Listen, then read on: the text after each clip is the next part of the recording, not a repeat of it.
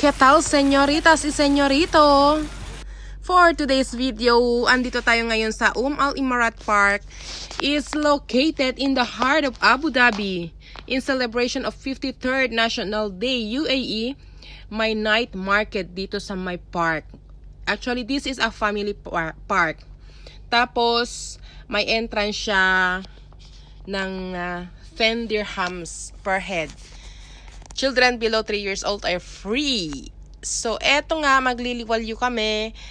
Kasi, kanina, nandun kami sa bahay. Nagprito ng saging. Tapos, nag-iisip na naman sila kung saan daw pupunta. Kaso, sabi nga ni Tessa, ayaw niyang, hindi naman sa ayaw. Yung we avoid to go outside during nighttime with a car kasi pag uwi namin, ang hirap maghanap ng parking. So, yun. Kaya sabi namin, magpa-park na lang kami kasi nga, itong park is just a 15 minutes walking distance away from our home. So, maraming ang mga tinda-tinda dito and we stop here from, anong pangalan nitong shop? I forgot. So, this is crystal stone. Tapos, ito nga, naghahanap sila yung mga birthstone nila. At gusto nga nilang bumili kung ano yung birthstone nila. Ito pala ay Sugiltai crystals. If you want to know more about them.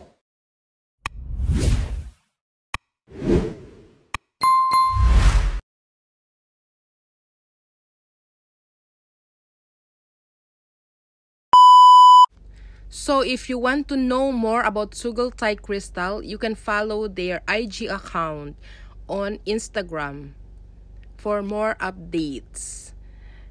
Ang dami nilang mga nakaposted doon yung mga kwan nila. 55% off. Tinda nila. You can also order through online. Yeah, I buy the So, ito may mga rings sila. May mga accessories din sila. There are lots of collections displayed. And there, But this is a crystal. what is this? This one is not crystal.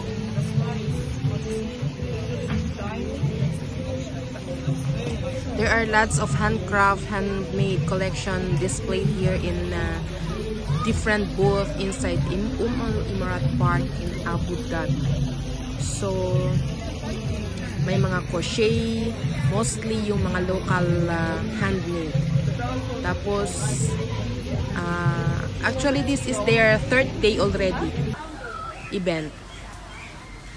Tapos, ang daming may mga bags, slippers, crochet, accessories. There are lots of accessories actually. Magkano dito po? At kung interesado naman kayo sa crochet, may nagtuturo din dito kung paano gumawa ng mga crochet. Ito yung mga finished product niya na naka-display. Sobrang ganda.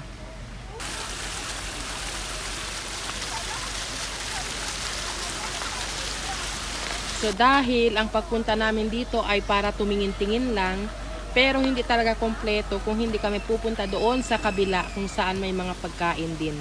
Local foods. Si LP. Ang delem.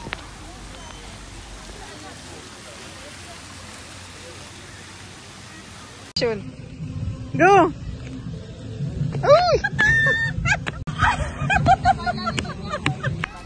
Family park ito, kahit walang event, pwede kayong mag-dry picnic dito sa loob. Wala nga lang siyang yung pang-ihaw.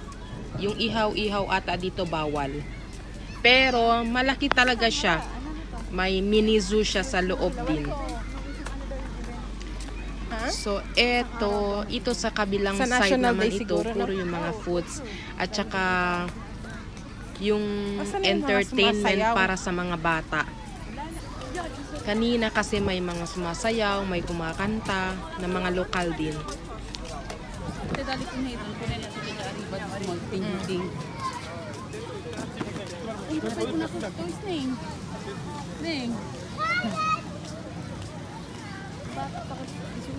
Amo.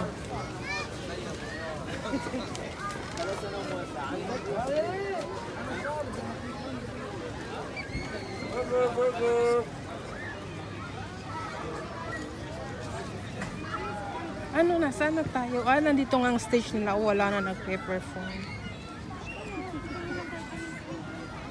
So, ito yung Plaza Miranda. Ito sila mga nagrarally.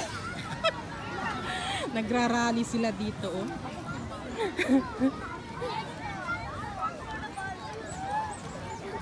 Kasama ko pala si LP at saka si Tessa.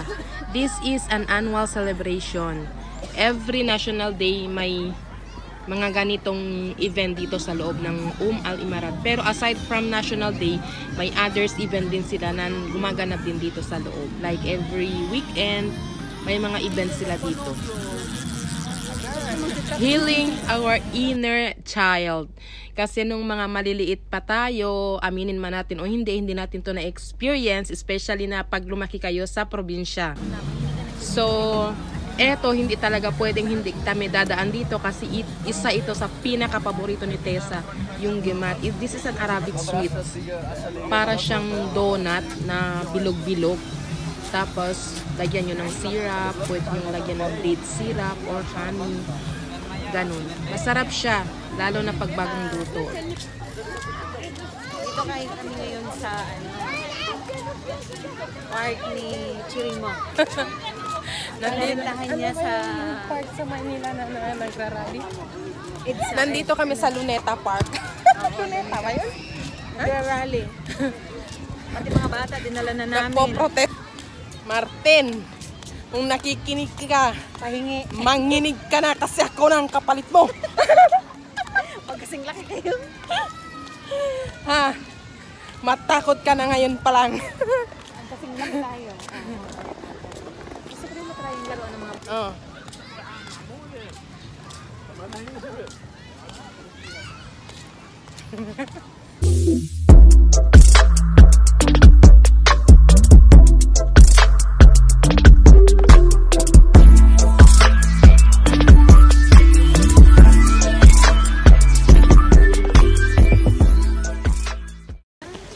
So ayun, sa sobrang pagod, may nagbabala na kay Martin.